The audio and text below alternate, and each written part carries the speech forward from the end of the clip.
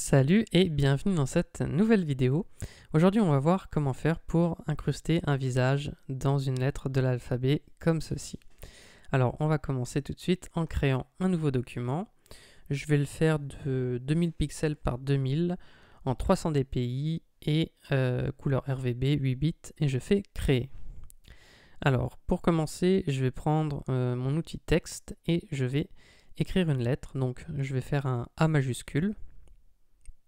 Alors ici, je reprends mon outil déplacement, je ne vois pas mon texte parce que je suis en blanc. Alors je vais me mettre par exemple voilà, peu importe la couleur en fait, mais je vais juste m'arranger pour qu'on le voit.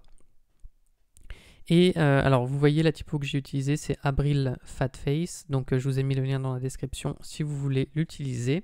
Donc on aurait pu faire toutes sortes de lettres, moi j'ai pris un A pour faire ça. Je trouvais que ça fonctionnait bien avec le visage de profil comme ça.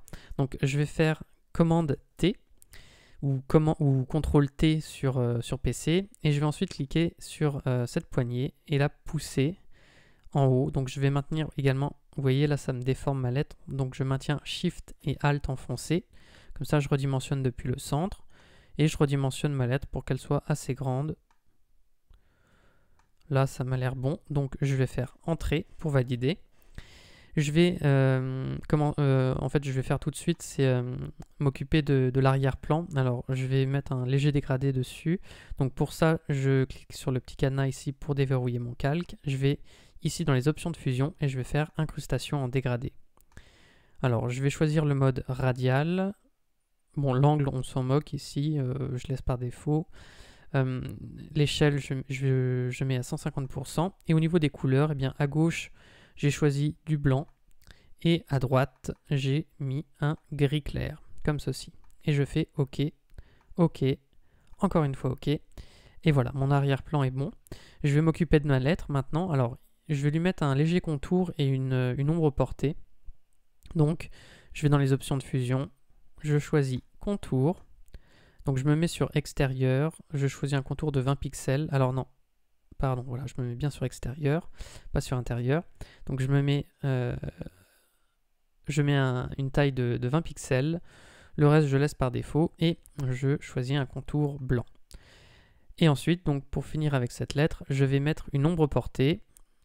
Je vais choisir, alors si je restaure les paramètres, vous voyez, je vais augmenter l'opacité, je vais augmenter un petit peu la distance, augmenter un petit peu la taille, je vais modifier l'angle ici pour mettre quelque chose comme 140, et là ça m'a l'air pas mal. Je peux augmenter un petit peu le grossi, je vais augmenter encore un peu la taille, et voilà, là ça me semble bien, donc je vais faire Entrée. À présent, je vais m'occuper de la photo, donc je vais, hop là, faire glisser mon image dans mon document. Je dézoome un petit peu pour voir ce que je fais. Et je vais maintenir Shift et Alt enfoncé en même temps que je tire sur une des poignées pour redimensionner mon image. Je fais Entrée. Alors le problème c'est que là je vois pas trop bien où je me positionne par rapport à ma lettre. Donc je vais baisser un peu l'opacité du calque. Vous voyez, là je vois mieux ce que je fais.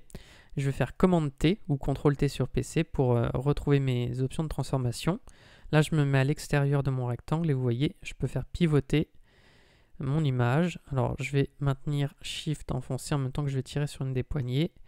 Comme ça, je vais pouvoir la réagrandir un petit peu.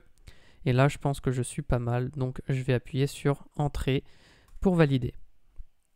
Je vais remettre l'opacité à 100%. Et donc maintenant, ce qu'il faut que je fasse, c'est que je détourne le modèle. Alors, vous pouvez utiliser la méthode que vous voulez. Moi, je vais aller très vite. Je vais prendre la sélection rapide. C'est pas ce qui donne le meilleur résultat. Avec la plume sur le visage, on aura quelque chose de plus soigné. Simplement, c'est pour vous montrer un peu la logique. Donc, je prends ma sélection rapide. Je fais une sélection très grossière. Alors, je vous ai dit, j'ai pas besoin de tout sélectionner puisque, donc on l'a vu il y a un instant, mais si je baisse l'opacité, il n'y a que cette partie-là finalement qui va avoir besoin d'être détourée puisque le reste on va faire apparaître dans la lettre. Donc vous voyez, j'ai déjà finalement sélectionné assez de mon image. Tout ce que je dois sélectionner, c'est ce qui dépasse de la lettre. Donc là, c'est bon. Je vais aller dans sélectionner et masquer ici. Et je vais réaméliorer en fait un tout petit peu ce qui se passe au niveau des cheveux. Donc je me mets sur le panneau, alors là je suis sur pelure d'oignon, Je peux baisser un petit peu l'opacité pour voir ce que je fais. Je vais me mettre ici sur mon outil améliorer les contours et je peux le réduire un petit peu, passer rapidement ici sur le sourcil et puis hop là, j'augmente un petit peu la taille et je vais passer ici dans les cheveux. Et voilà, c'est tout ce que j'ai besoin de faire. À présent, je vais choisir ici la sortie, je vais faire nouveau calque avec masque de fusion, je fais OK. Donc vous voyez, ça me masque par défaut mon précédent calque. Je dézoome. Et maintenant, je vais en fait cliquer, donc je vérifie que je suis bien ici sur la vignette de mon masque de fusion, pas sur mon calque, sur la vignette de mon masque de fusion. Je vais maintenir la touche commande enfoncée ou CTRL sur Mac et en même temps je vais venir ici cliquer sur le petit T de mon calque de texte.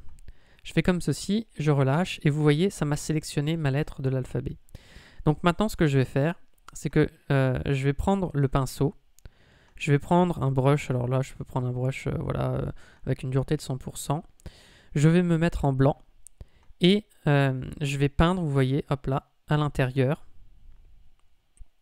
pour étendre ma sélection à l'intérieur de la lettre. Donc là c'est bien, tout apparaît à l'intérieur. Il faut que je supprime maintenant les zones qui dépassent. Donc pour ça je vais faire sélection, intervertir. Donc maintenant, c'est l'inverse de ma sélection qui est sélectionnée. Je vais changer de couleur, je vais me mettre sur du noir puisqu'il faut que je fasse disparaître ce qu'il y a sur le masque de fusion, ce qui est en trop. Et je vais peindre, vous voyez, sur ces zones-là. Donc je ne peins pas évidemment sur cette zone-là puisque tout l'intérêt c'est de la faire apparaître. Donc je peins sur ce que je veux faire disparaître, comme ceci. Et je fais commande D pour désélectionner. Et à présent, eh bien voilà, j'ai mon effet qui est réussi. Alors, une dernière petite chose que j'avais fait, c'est que j'avais retouché très brièvement la photo. Et pour ça, ce que j'ai fait, c'est que j'ai créé un calque de luminosité contraste. J'ai fait clic droit, créer un masque d'écrêtage. J'ai augmenté un petit peu la luminosité. J'ai baissé le contraste. On voit avant-après ce que ça me donne. Et j'ai retouché les niveaux de la même manière, donc j'ai créé un calque de réglage niveau. Alors si vous n'avez pas le panneau réglage ici, vous allez dans fenêtre et vous cliquez sur réglage. Et j'ai créé un calque de niveau également, j'ai fait clic droit, créer un masque d'écrêtage. De la sorte, ça n'est appliqué qu'à ma photo et pas à l'arrière-plan. Et j'ai retouché brièvement les tons foncés, les tons clairs, les tons moyens, pour obtenir ce résultat. Donc voilà, c'était tout pour ce tutoriel assez rapide. J'espère que ça vous aura plu. Si c'est le cas, vous pouvez mettre un like et vous abonner à la chaîne. Et j'en profite pour vous dire que j'ai créé une formation de 3 heures pour vous aider à débuter sur Photoshop. Donc si ça vous intéresse, c'est gratuit. Le lien est dans la description. On voit tout depuis zéro. Voilà, sur ce, moi je vous dis à bientôt pour de prochaines vidéos.